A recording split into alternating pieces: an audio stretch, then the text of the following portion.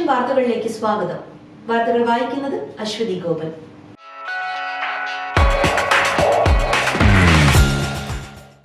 നാളെ ബസ് സമരം, മറ്റന്നാൾ ദേശീയ പണിമുടക്ക്.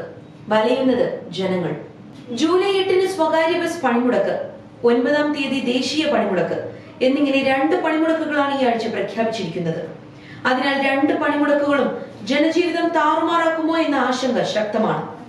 കേന്ദ്ര സർക്കാരിന്റെ തൊഴിലാളി വിരുദ്ധ നടപടികൾക്കെതിരെയാണ് സംയുക്ത ട്രേഡ് യൂണിയൻ ബുധനാഴ്ച ദേശീയ പണിമുടക്ക് പ്രഖ്യാപിച്ചിരിക്കുന്നത്. ലേബർ നിയമം പരിഷ്കരിക്കുക, മിനിമം വേതനം ഉൾപ്പെടെയുള്ള ആവശ്യങ്ങൾ മുൻനിർത്തിയുള്ള സമരത്തിന് INTUC ഉൾപ്പെടെയുള്ളവർ പിന്തുണ പ്രഖ്യാപിച്ചിട്ടുണ്ട്.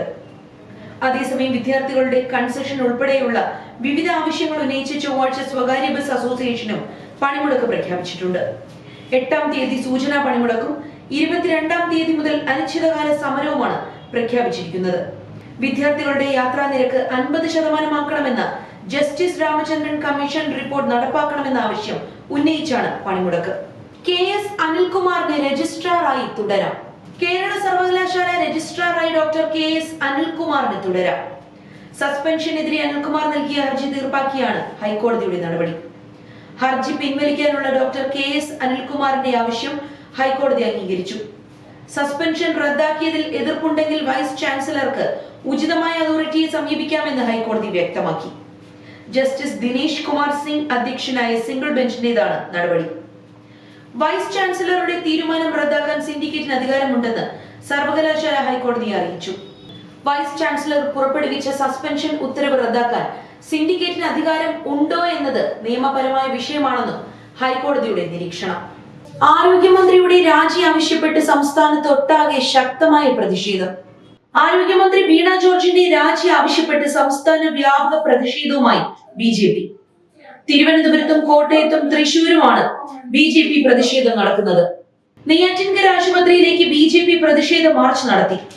ആശുപത്രിയുടെ ശോച്യാവസ്ഥയിൽ പ്രതിഷേധിച്ചാണ് മാർച്ച്. നെയ്യാറ്റിൻകര കാട്ടാക്കട റോഡിൽ കുത്തിയിരുന്ന് പ്രതിഷേധിച്ച പ്രവർത്തകരെ പോലീസ് അറസ്റ്റ് ചെയ്തു നീക്കി.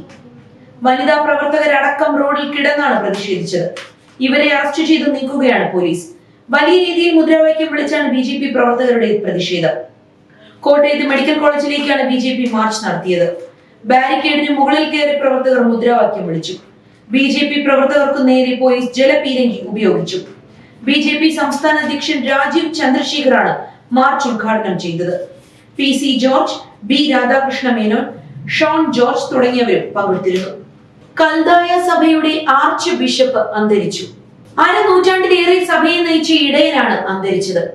28-ാം വയസ്സിലാണ് മാർ അപ്രേ മെത്രാപ്പോലീത്തയായത്. കൽദായ സുറിയാനി സഭയുടെ ഇന്ത്യയിലെ മെത്രാപ്പോലീത്തയായി ഏറെക്കാലം ഡോക്ടർ മാർ അപ്രേ സേവനമനുഷ്ഠിച്ചു. നിലവിൽ പദവി ഒഴിഞ്ഞ ശേഷം വിശ്രമത്തിലായിരുന്നു. 1968-ൽ ബാഗ്ദാദിൽ വെച്ചാണ് അദ്ദേഹം ചുമതല ഏറ്റെടുക്കുന്നത്. തൃശൂർ ആയിരുന്നു സഭയുടെ ആസ്ഥാനം.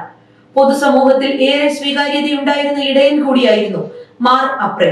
സഭയുടെ പ്രധാനപ്പെട്ട ബിഷപ്പുമാരും മറ്റും എത്തിയതിനു ശേഷമാകും സംസ്കാരം ഉണ്ടാകുക. വീട് പണിക്കായി കിട്ടിയ തുക കോൺഗ്രസ് നേതാവ് തട്ടി എന്ന് പരാതി.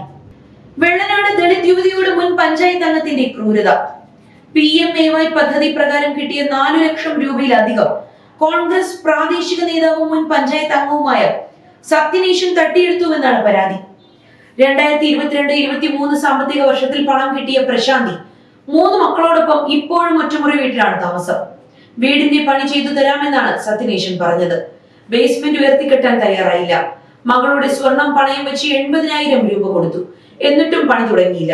ഓരോ ഗഡുക്കളായി ലഭിച്ച പണം മുഴുവൻ കൊടുത്തു. 4,59,000 രൂപയാണ് നൽകിയത്.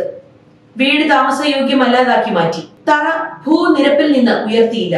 പ്രധാന സ്ലാബ് വളഞ്ഞ നിലയിലാണുള്ളത്, പ്രശാന്തി പറഞ്ഞു. മകൾക്ക് BSc നഴ്സിംഗിന് അഡ്മിഷൻ വാങ്ങി തരാമെന്ന് വാഗ്ദാനം ചെയ്ത് സത്യനേശൻ പരിചയപ്പെടുത്തിയ സുരേഷ് എന്നയാൾ പണം തട്ടിയെന്നും പ്രശാന്തി ആരോപിച്ചു.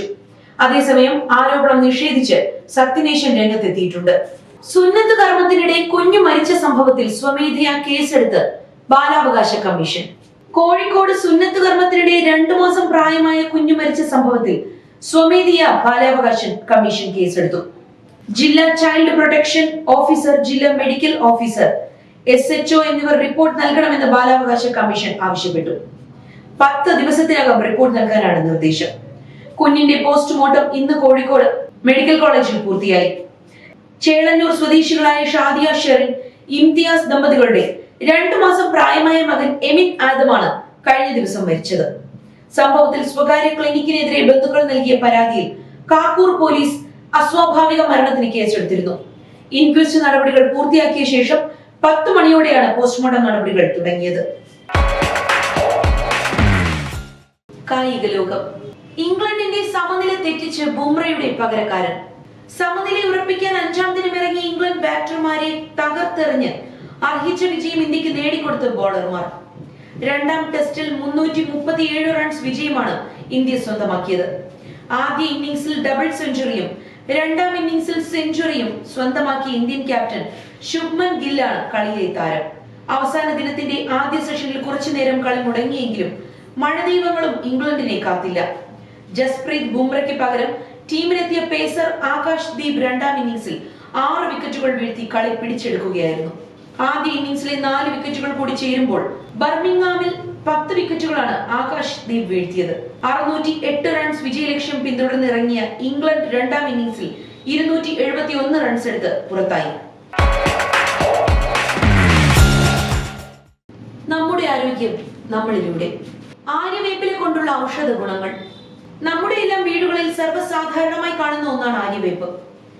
ആരോഗ്യത്തിനും ചർമ്മത്തിനും മുടി സംരക്ഷണത്തിനും എല്ലാം ഇവ ഉപയോഗിക്കാറുണ്ട്. നിരവധി ഗുണങ്ങളാണ് ഇതിലടങ്ങിയിരിക്കുന്നത്. പ്രതിരോധ ശേഷി കൂട്ടാനും പകർച്ചവ്യാധികളെ തടയുന്നതിനും ആര്യവേപ്പില സഹായിക്കുന്നു. ചർമ്മ സംരക്ഷണത്തിന് ഏറെ ഗുണകരമായ ഒന്നാണ് ആര്യവേപ്പില. നല്ലപോലെ ആര്യവേപ്പില അരച്ച് മുഖത്ത് പുരട്ടി ഉണങ്ങിയ ശേഷം കഴുകിക്കളയാം. ഇതിലൂടെ തിളക്കമാർന്ന ചർമ്മം ലഭിക്കും. സൗന്ദര്യ ചർമ്മത്തിൽ ഏറെ വെല്ലുവിളികൾ ഉയർത്തുന്ന ഒന്നാണ് മുഖക്കുരു. ദിവസവും ആര്യവേപ്പില അരച്ച് മുഖത്തിടുന്നത് മുഖക്കുരു വരുന്നത് തടയാനാകും. ആര്യവേപ്പില തിളപ്പിച്ച വെള്ളം ഉപയോഗിച്ച് കുളിക്കുന്നത് വരണ്ട ചർമ്മം ഇല്ലാതാക്കാൻ ഏറെ ഗുണകരമാണ്. അതോടൊപ്പം ത്വക്കിന് മാത്രമല്ല മുടിക്കും ഏറെ ഗുണകരമായ ഒന്നാണ് ആര്യവേപ്പില. ആര്യവേപ്പില, നാരങ്ങാനീര് എന്നിവ ചേർത്ത് തലയിൽ പുരട്ടുന്നത് സമൃദ്ധമായി തലമുടി വളരുന്നതിന് ഗുണകരമാണ്. തേർഡ് വിഷന്റെ ഇന്നത്തെ വാർത്തകളുടെ പൂർണ്ണമാകുന്നു. നന്ദി, നമസ്കാരം.